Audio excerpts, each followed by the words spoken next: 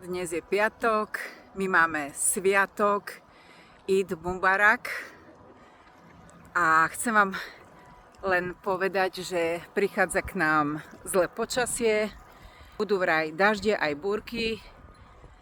Týždeň by to malo trvať, no som zvedavá, či to príde aj k nám na ostrov.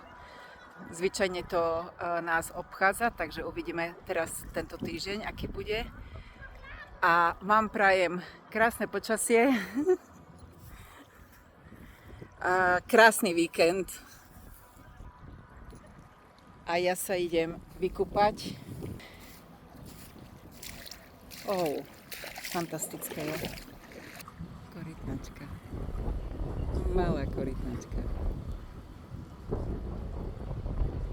Možno, že aj maminka príde za ňou, aj stará mama. To by bolo zaujímavé.